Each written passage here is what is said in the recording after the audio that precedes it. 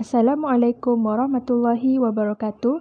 Saya Devi Nur Fazra binti Suwandi, nombor matrik 17 TSK20F1022 dan ahli kumpulan saya Nur Imanina Izzati binti Camry 17 TSK20F1018 dan Nur Adriana binti Adin 17 TSK20F1024. Tajuk kumpulan kami adalah Sistem Demokrasi Berparti di Malaysia.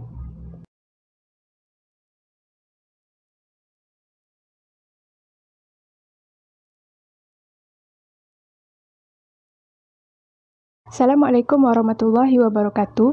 Nama saya Devi Nur Fazra binti Suwandi, nombor matrik 17 TSK20F1022. Saya akan menerangkan tentang maksud demokrasi, dua bentuk demokrasi dan juga sistem demokrasi di Malaysia. Apakah maksud demokrasi? Demokrasi berasal daripada perkataan Yunani iaitu demos, rakyat dan kratos, pemerintahan. Demokrasi ialah suatu bentuk kerajaan dengan kuasa menggubal undang-undang dan struktur kerajaan ditentukan oleh rakyat. Dalam sistem demokrasi, undang-undang digubal sama ada oleh rakyat atau wakil yang dipilih oleh rakyat. Sebuah negara atau kerajaan yang mengamalkan sistem demokrasi dipanggil negara atau kerajaan yang demokratik. Selain itu, memetik daripada ucapan Abraham Lincoln, demokrasi merupakan the government of the people, by the people, for the people. Secara ringkas, demokrasi bermaksud sistem pemerintahan yang ditentukan oleh rakyat dan kerajaan melalui pilihan raya. Terdapat dua bentuk demokrasi iaitu demokrasi secara langsung dan tidak langsung. Demokrasi secara langsung merujuk kepada penyertaan rakyat secara langsung dalam proses penggubalan undang-undang. Contohnya amalan demokrasi di Greek Purba. Segala undang-undang atau akta yang diluluskan ditentukan oleh warga negara. Namun, ada unsur diskriminasi apabila wanita, hamba abdi dan imigran tidak boleh mengundi. Hanya lelaki dewasa sahaja yang boleh terlibat dalam sistem pemerintahan.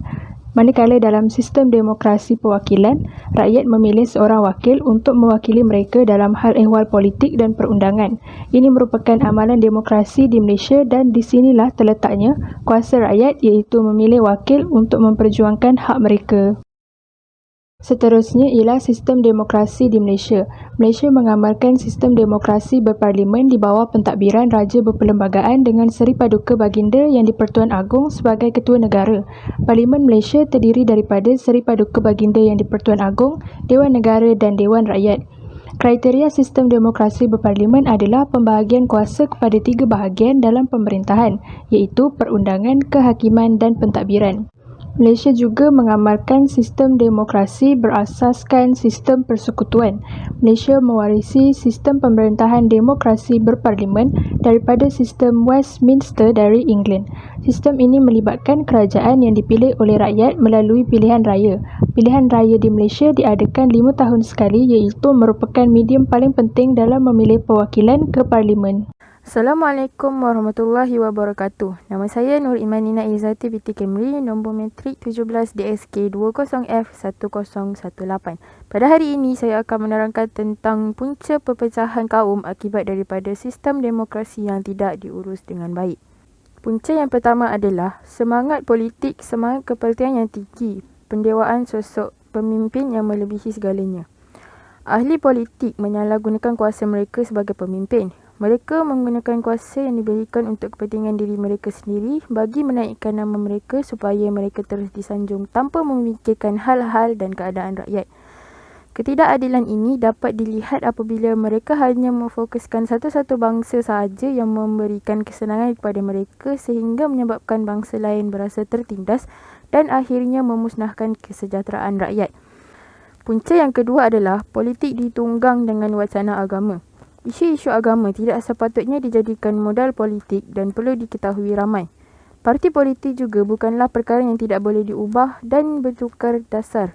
Jika isu-isu berkaitan agama digunakan untuk mempersendakan individu atau kaum tertentu, maka konsep berpolitik seperti ini adalah tidak sihat dan boleh menggugat keharmonian kaum. Punca yang ketiga adalah politik digunakan untuk kuasa bukan untuk mewujudkan kebajikan rakyat. Ahli-ahli politik seharusnya bersepakat dalam memperjuangkan kebajikan rakyat dan kedaulatan negara. Mereka tidak sepatutnya berebut jawatan atau sengaja merosakkan kestabilan ekonomi negara. Mereka sebenarnya mahu merebut kuasa politik kerana mereka percaya tindakan itu akan disokong oleh rakyat yang berasa diri mereka mereka tertindas. Tetapi hakikatnya, rakyat hanya memerlukan perhatian daripada ahli-ahli politik bagi menyuarakan pendapat mereka ke peringkat yang lebih tinggi. Hal ini akan membebankan rakyat kerana perkara-perkara yang sepatutnya disuarakan oleh ahli politik tidak dapat disuarakan kerana perebutan kuasa yang terjadi. Punca yang terakhir adalah parti di Malaysia, parti berasaskan kaum ataupun sentimen perkauman. Parti-parti berasaskan kaum ini tidak sepatutnya diwujudkan kerana ia akan membawa kepada perselisihan faham antara kaum kerana membangkitkan isu-isu sensitif berkaitan agama dan budaya kaum lain. Hal-hal seperti ini tidak sepatutnya dibangkitkan kerana ia akan menyebabkan permusuhan antara kaum. Sebagai contoh, peristiwa hitam yang tercatat dalam sejarah negara iaitu peristiwa 13 Mei 1969. Iaitu rusuhan kaum yang telah meragut ratusan nyawa serta harta benda yang mempunyai kaitan dengan pilihan raya umum 10 Mei 1969. Sekian daripada saya, terima kasih. Nama saya Nur Adriana binti Adil. Saya ingin menerangkan tentang jalan penyelesaian jika perpecahan berlaku dalam kalangan masyarakat sekiranya sistem demokrasi berparti di Malaysia tidak diurus dengan baik. Yang pertama ialah parti pelbagai kaum. Kepercayaan bahawa Malaysia boleh diurus tanpa penyertaan kelompok tertentu sangat tidak sihat kerana pembangunan Malaysia hari ini adalah kerana pengurusan secara bersama sejak merdeka. Jika diimbas sejarah penubuhan negara ini, asas perpaduan menjadi dasar negara ketika mahu menuntut kemerdekaan daripada penjajah British. Perdana Menteri pertama iaitu Tunku Abdul Rahman Al-Haj yang ketika itu menjadi Presiden UMNO telah mewujudkan kerjasama dengan MCA dan MIC kerana percaya hanya melalui perpaduan kaum kemerdekaan negara dapat dicapai.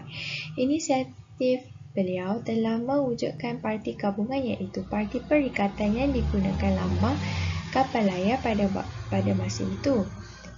Berjaya menyatukan kaum utama di negara ini iaitu Melayu, Cina dan India. Yang kedua, kita hendaklah bertoleransi dalam berpolitik.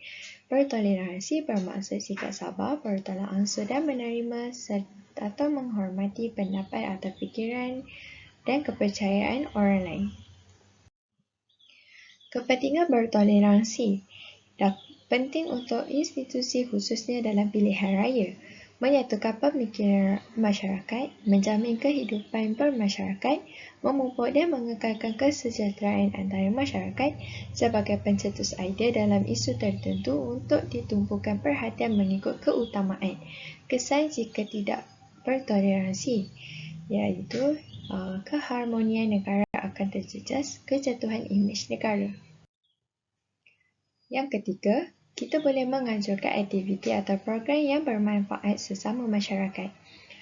Aktiviti ini boleh membendung sikap diskriminasi antara kaum dan mewujudkan nilai keakraban di dalam masyarakat yang pelbagai kaum.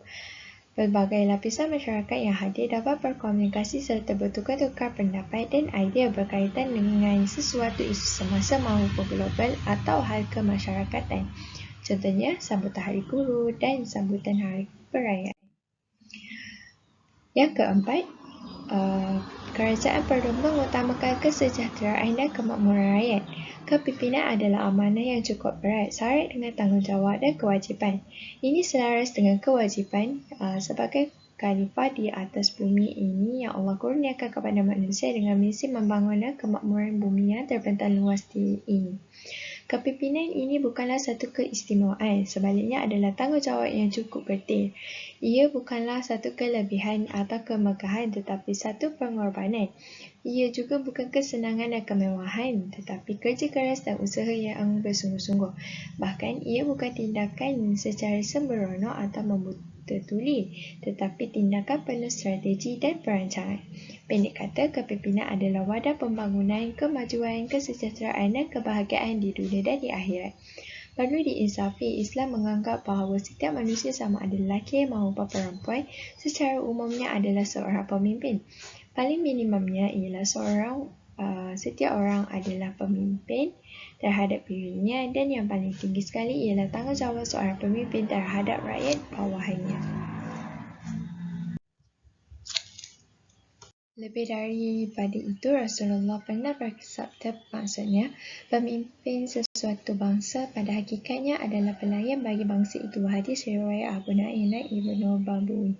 Sehubungan dengan itu, memadailah Rasulullah SAW dan Khulafa ar-Rasyidin sebagai contoh ikutan terbaik dalam konteks kepimpinan yang unggul dalam lipatan sejarah Islam.